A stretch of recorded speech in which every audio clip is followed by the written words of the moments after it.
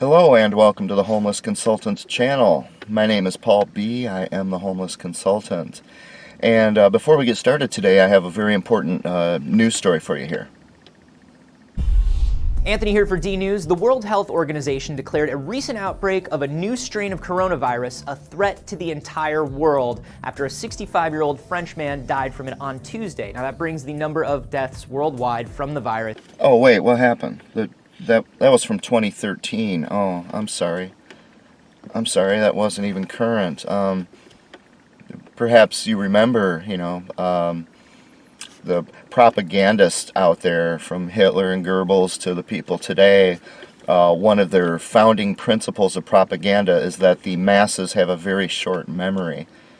So just kind of curious though, do you remember them talking about this topic back in 2013 and 14 and 15 and 16? The specific virus that's out there right now may be different, but the attempt to create a scare is the same. Yesterday I went to the laundromat, did my laundry there early in the morning, empty, nobody else in there, which is really nice. I like it. So I'm doing my laundry. It takes about an hour and a quarter to do the laundry and the dry folding. Up on the wall is a television, full volume, can't turn it down, no way to turn it off, turn it down.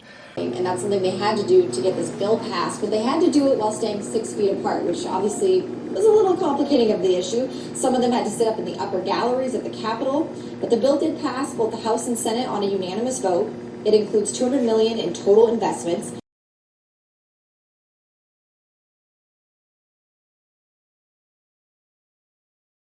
For 1.25 hours, they talked about coronavirus, nonstop, except for commercials, which is interesting because if you're old enough to remember 9/11, the news coverage, when they did the news coverage on 9/11, they didn't even break for commercials. And I think the main reason for that is because 9/11 was a real threat. So people needed to know things, and making money really wasn't the issue at the time. But with this one, you can interrupt it with commercials to make some money, because it is not the threat that they say it is. One of the things they had in that hour and a quarter was an interview with somebody from the American Red Cross. And this person was saying that they did not have, people were not coming in to donate blood. They're too scared to be in a public place, to get a needle in their arm, what have you. And I find that interesting because the Red Cross, back when I worked in medical devices, the Red Cross would come in every 6 months or so for a blood drive. And at one point I went in and I gave blood, and I consider it a great privilege to be able to do so. That's one of the wonderful things we can do for each other, to give blood. But the thing is after I gave the blood, I was pestered and harassed maybe 2, 3, 4 times a week with texts and phone calls from the American Red Cross. And they weren't asking me to give blood, they were asking me to give money. This went on for 3 years. And throughout those 3 years, every time they had a blood drive, I would go in and ask them first and then tell them later, stop it. Take me off your list. Don't ever contact me again. Stop it. I'm sick of this harassment. You're dominating my phone. And remember, I have no family. My phone is an alarm clock at best. That's all it ever has been. I don't do that. And this thing was just dominated. The whole thing, just Red Cross, Red Cross, Red Cross, Red Cross, Red Cross. Yeah, and I'm talking about, 49 out of 50 entries on my phone were from the Red Cross. They owned my phone. I had to throw the phone away physically. It was a track phone. I had to throw it away because of them, because they refused to take me off their list. Why? And incidentally, when I started this channel, the Homeless Consultant channel, I threw away the phone right about the time that I became homeless, when they fired everybody and etc. So I didn't have a phone. When I started this channel, Google requires your phone number for you to create a channel, a full channel. and they want your phone number because then they can cross-reference by phone number to, you buy this at this store, you do these searches online, you do this, that, and the other thing. And phone number is one of the best way to cross-reference personal data about you. So it has nothing to do with validating who you are. They say that's what it is, but I could use anybody's phone. If I could find a payphone, I could use that. But their job's just to gather as much information as they can. They'll cleanse the data later. So since I didn't have a phone, I went out to all these Minnesotans and I said, look, I'm trying to start a channel to talk about what's going on here. At the time, it was more about how not to do business. But I need a phone to get this code sent so I can type it in and Google let me have a YouTube account. Nobody would help me out with that. Nobody would just let me receive that one 6-digit code, including the pastor of a church. He said he was too afraid of identity theft and all that. That's wonderful. That's beautiful. So anyway, I had to go out and spend about it was probably the last $100 I had. I spent $40 for a phone and a phone card just so I could start this channel. Anyway, that's an aside. I don't think I ever mentioned that before. The Red Cross, why would they be hitting me up for donations all the time? Not just blood, but money. Money, money, money, money. Why would they do that? Well, it might have something to do with the executive salaries at the Red Cross. The Red Cross is a multi-billion-dollar non-profit organization. The executive salaries are very high. There were some emails going around about the Red Cross salaries, and the Red Cross responded with a press release of their own. And let me find that for you. So it starts out saying several inaccurate emails and social media posts have been circulating about the salaries of large charity CEOs, etc., etc., etc. The second paragraph begins, for the past 11 years, and they're setting the record straight here on the salaries, Gail McGovern has served as president and CEO of the American Red Cross, and in 2018 she was paid $694,000, which reflects her leadership of the country's largest humanitarian organization. All right, I'm not going to go into just how humanitarian the Red Cross is right now. This is not the time for that particular topic, maybe some other day. But you might do a little research on that.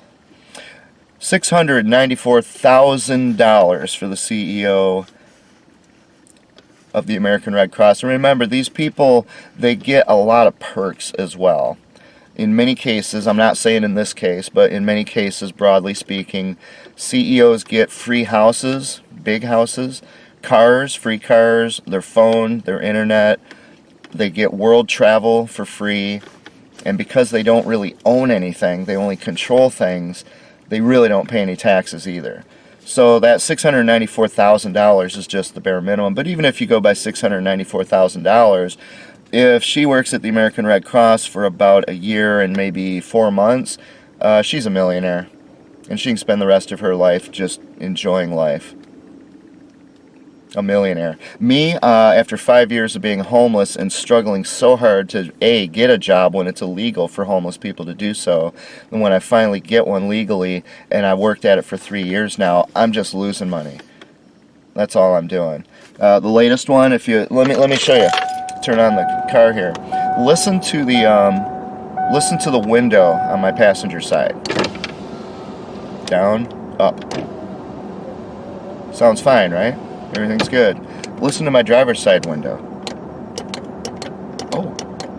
Oh, hey, it doesn't work. It doesn't work at all. That's going to be $400 to fix that window. About a month or maybe 2 months from now, it's going to be 80, 90, and on the worst days, 120 degrees inside this car. And I don't have a window that works. And when the police come up, knock on my window to check my ID again, they've done it about 100 times so far, I can't open the window. You try opening a door when a police officer's standing at it. They go for their gun. That's what I get for working for a living. What does Gail McGovern get for working for a living? $694,000. She works for a non-profit organization. I work for a for-profit company.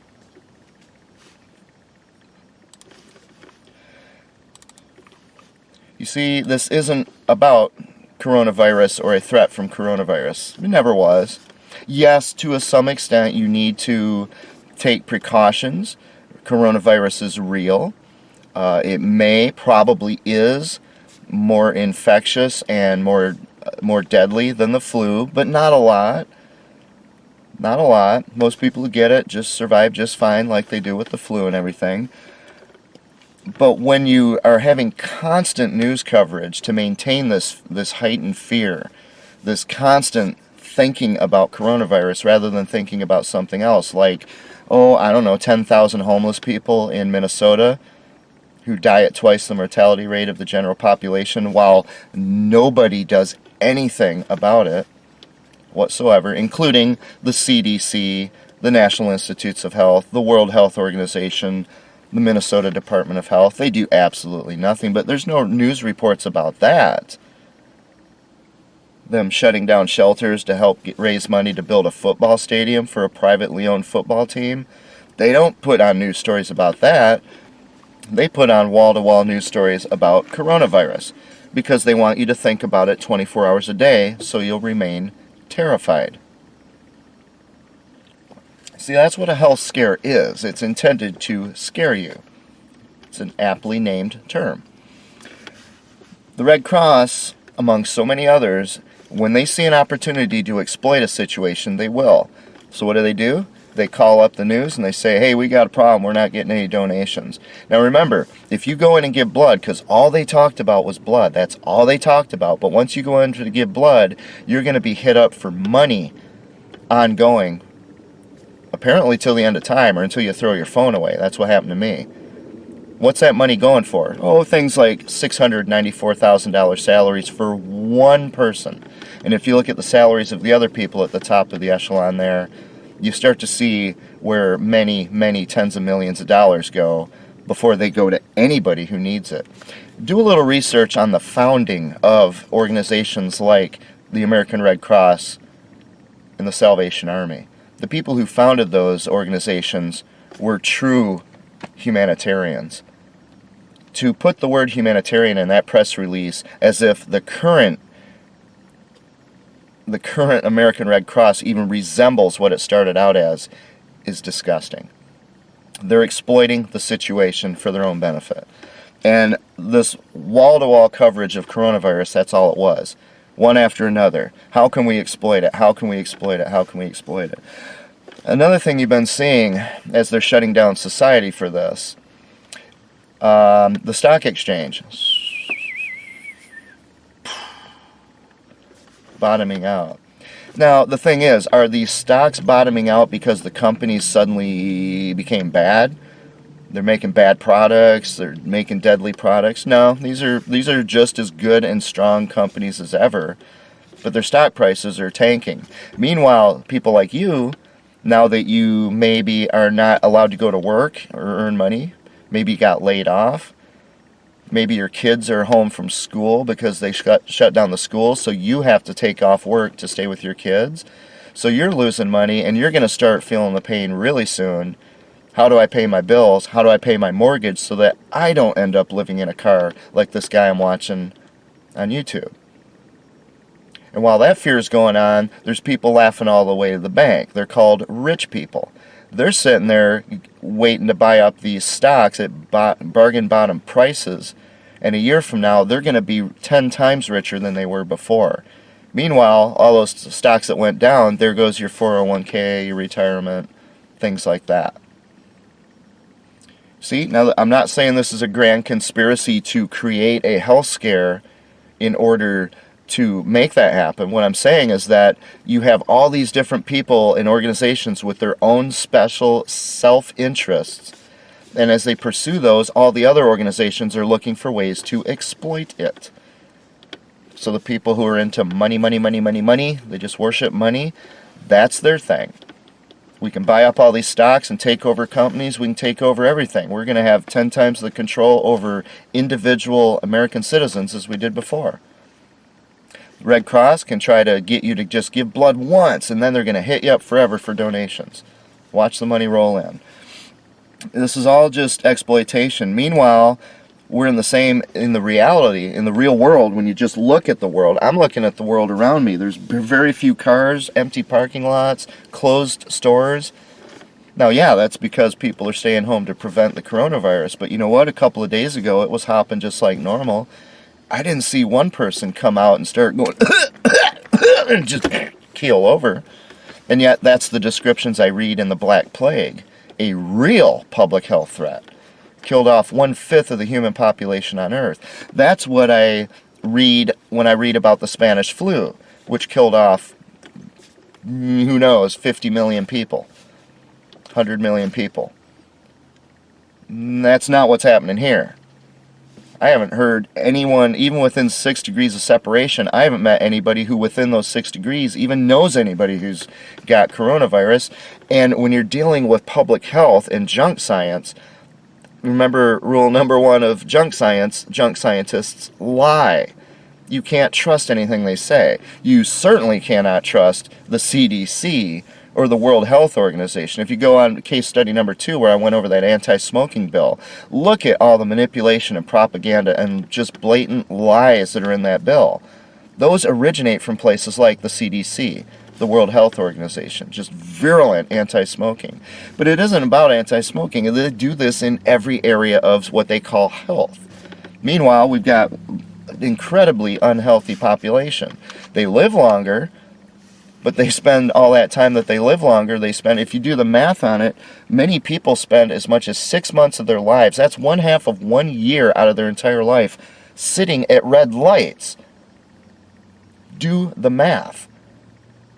So what was the point of extending their life another 6 months? So they can sit at red lights for 6 months? Many of these people are suffering in misery as they get older. Instead of living a good life, starting to get old, and then it's time to go for the next generation to come up, and they pass away, and they free their children from the bondage of having to take care of these parents until they're 101 years old. Instead of that, they drag on and on, 80, 90, 100 years old. Somebody's got to pay for it. And believe me, I am not in favor of euthanasia. What I'm saying is that nobody's thinking this through. When you get old and you're not able to do that, just because every once in a while they profile someone on TV who's 88 years old and they're running a business and they seem really active while they go around on their walker at high speed, that's great. I'm happy for them as an individual. But the typical person out there, human beings don't live that long. And when you extend their lives, there's consequences to it. Okay, and when you extend their lives, what's being filled in there? They're staring at their phone. If you add up the time people are staring at their phones, you're getting more than 6 months. You're getting years over the course of maybe someone who lives to be 80 years old. So is it really a good thing that we live longer? We live longer, but do we live better? Now everyone's in debt. That wasn't the kind of thing that most people had in the past. People are not in control of their own businesses. They have to work for a corporation. They're basically involved in a form of human slavery.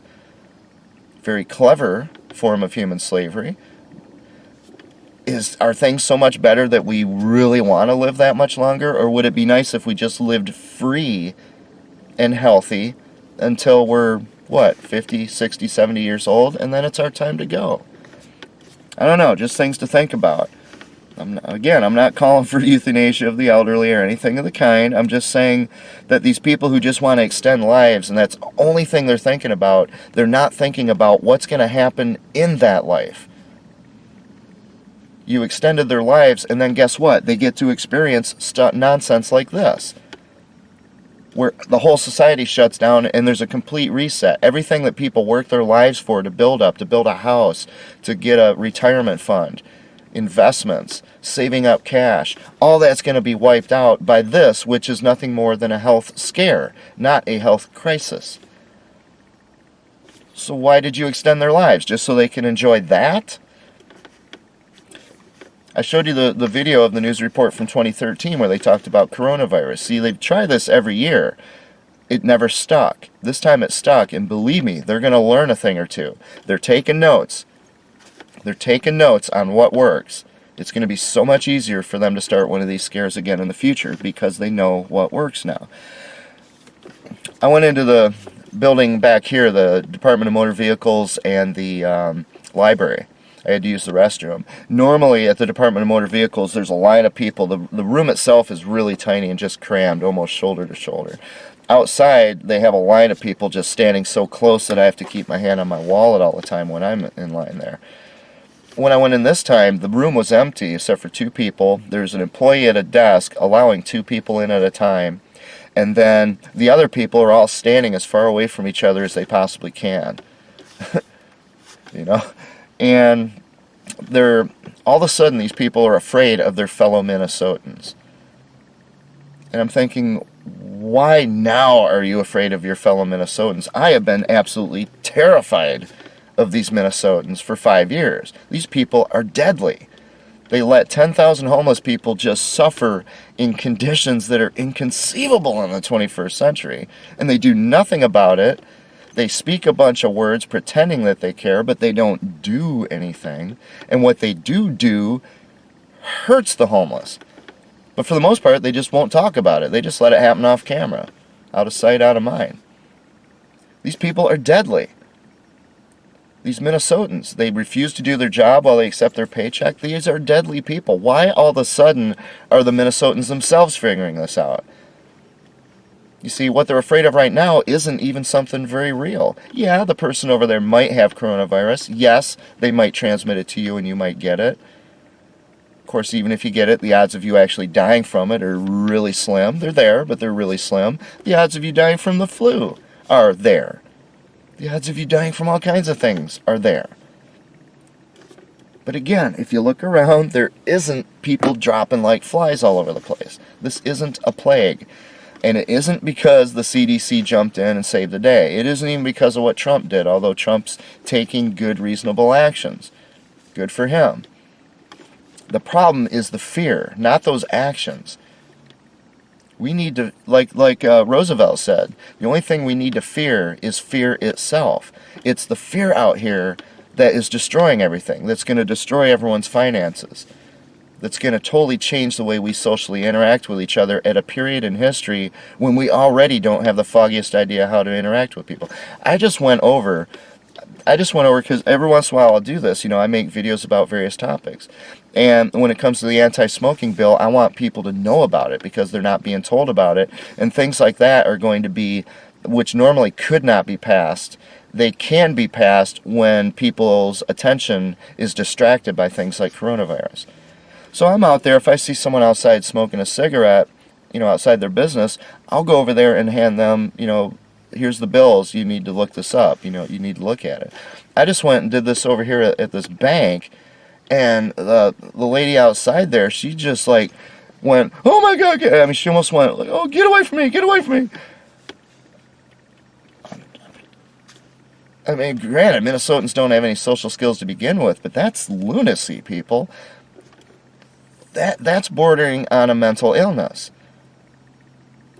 Now, whether that's just because that's a Minnesotan who don't like strangers or if it's because of this, I don't know. But you can't let a health scare do that to people. This isn't going to benefit us. And even if we survive this great plague, what are we surviving for? So we can enjoy worse social interactions than ever before? No more handshaking, doing the elbow thing instead? People who've lost their money in their homes, their families are falling apart, their families are under stress, rise in divorces, things like that. I mean, there's a lot of consequences that are going to come from this. Now at work, sorry, I got a really cotton mouth here today. I went into work the other day, last day of my work week. About 3 days earlier, they had sent out an email saying, tell us what kind of internet access you have at home. We need these specifications. And I wrote back and said, I don't have the internet at home. Duh, I don't have a home, right? So again, 3 days later, the last day of my work week, I go into work just like every other day, and I've been there an hour or two, and all of a sudden the management starts walking around with boxes, handing them to everybody, as if everyone's been fired.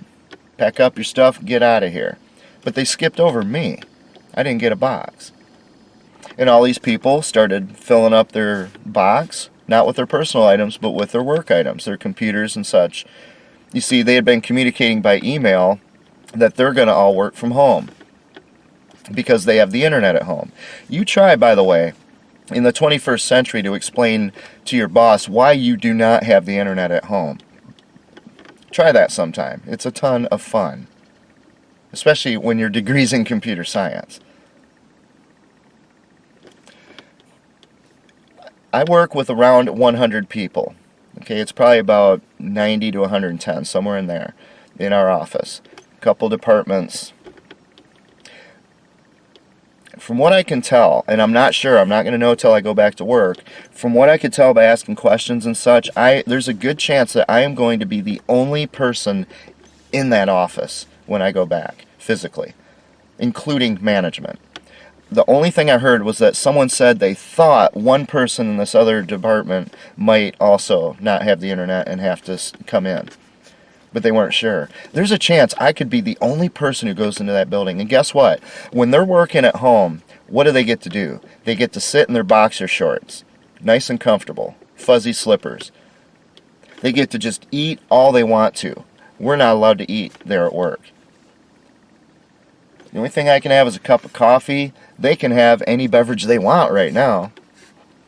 They can do their vaping thing. They can smoke. They can, frankly, make love to their spouse while they're on the clock if they want to, because they're at home working.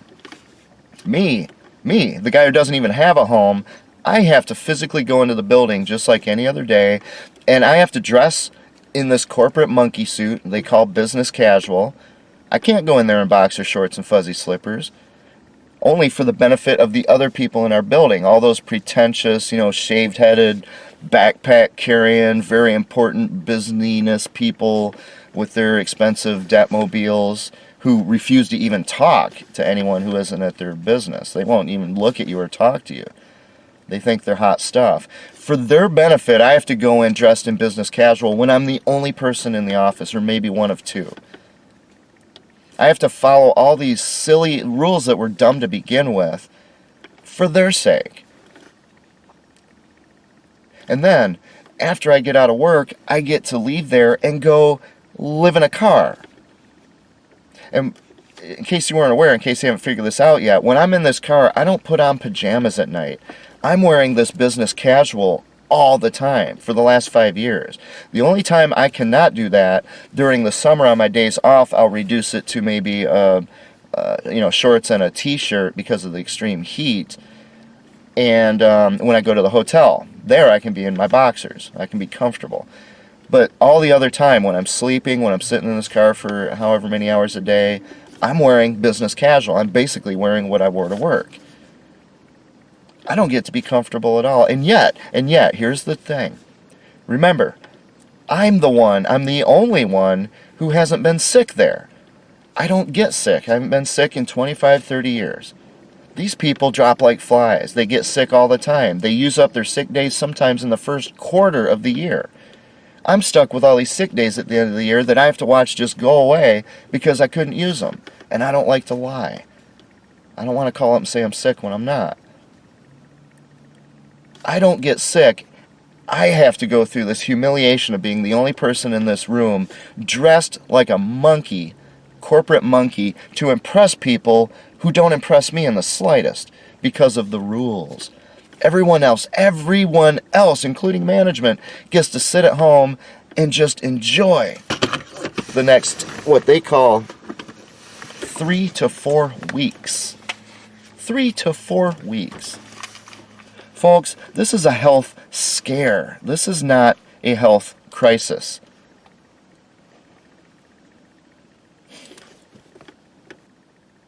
And again, I just want to point out that I'm not aware of any grand conspiracy to create a coronavirus health scare. You don't need a conspiracy in instances like this because you have so many groups that have their own special self-interests that they can play off of each other and manufacture the scare almost as an afterthought. without anyone pulling all the strings. Now, granted, the World Health Organization, the CDC, they do everything they can to start a health scare. They do that all the time. That's their stock in trade. If they can't terrify people, they can't really get a whole lot done because they're really not a useful organization in the first place. It sounds like they would be an agency to protect infectious disease from spreading throughout the country. And in theory, yeah, that might be a decent thing to have, but that's not what they do, is it? They go after things like people smoking cigarettes, people vaping, people eating fatty foods, people guzzling soft drinks. They're not generally worried about infectious disease. They're worried about controlling the lives of other human beings. And hey, what do you know? According to my videos, that's exactly what junk scientists do. There is a virus out there. I think, I mean, I'm making an assumption when I say that. I don't have any proof of it. There is a virus, coronavirus. It is different than the previous ones. It is apparently more contagious than the flu and more deadly, but not a lot. But what it is not doing is causing people to just drop like flies, like something that is a real threat to humanity, like the plague or the Spanish flu. That it is not. Don't let these people, after all this is finally over and all your money's gone and it's now in the hands of that 1%, once again they found a way to take all of everything you've worked your life to build.